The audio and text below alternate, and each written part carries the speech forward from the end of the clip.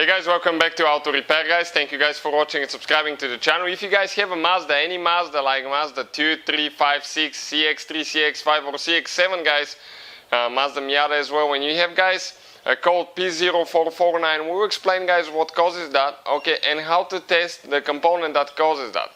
Now, the easiest way to do that is to test it with diagnostic tool. Okay, you can manually test it, but you have to remove it. And we'll have a video for manual testing as well. Make sure to check it out on the channel. But in today's video, guys, we'll show you how to test it with diagnostic tool, because in most cases, you may even need to remove a fuel tank on your Mazda, okay, to get to that component. So it's really complicated.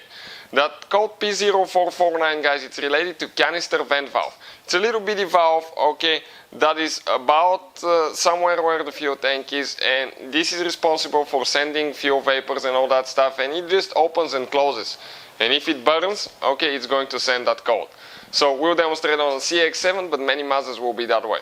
Quick introduction, guys. We have more than 200 videos on this car and every car we get at the shop, because our mission is to save you as much money as we can. So please guys, subscribe to the channel, like the video and leave a comment below and let us know if the video was helpful or if you have any recommendations.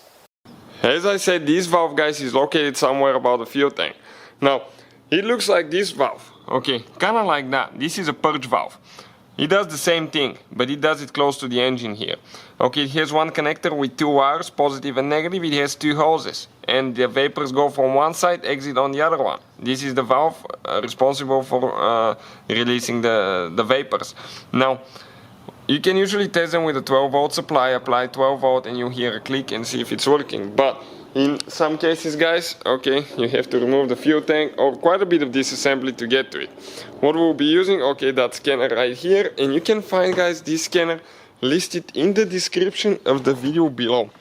Okay, this is a dealer equipment level pretty much, guys. Okay, you can do so much with it. You can test stuff, you can read the lead codes from every module, you can program. So I'll turn the ignition on. Okay, without starting the car, we're going to click VIN.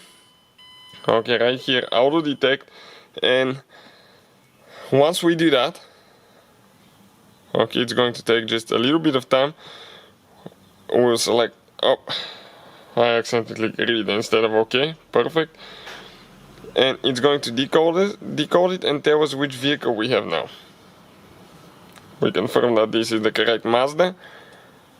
And now it's going to load the software. It may ask you for a few questions if you have advanced keyless entry or anything like that, depending on what vehicle you have. Now it's loading the software. That's the software that it's using, Mazda V6.661. And the voltage of the battery will be displayed in the corner, 12.02. So battery is good, even with the ignition on. And it's just going to take probably about 20 seconds to load. Next we go to diagnostics. We click control unit. And after that we'll select PCM, this is powertrain control module, this is the engine computer. We click active tests. Now you'll see one bar, okay, it's going to check for all the components that we can test.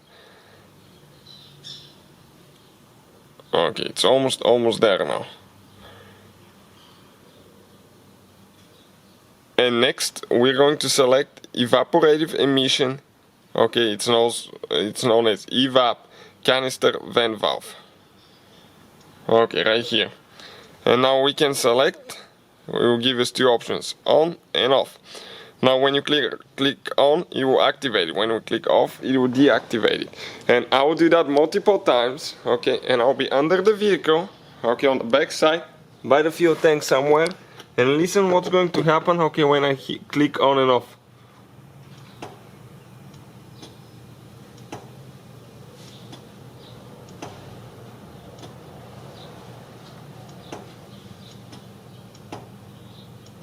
So I can definitely hear that click, guys. It's right above the fuel tank, that box. So definitely working there. Okay, definitely everything's good. So that's a good valve, guys. Okay, you can hear it that way. Otherwise you have to remove it to test it manually, which is doable but takes quite a bit of work.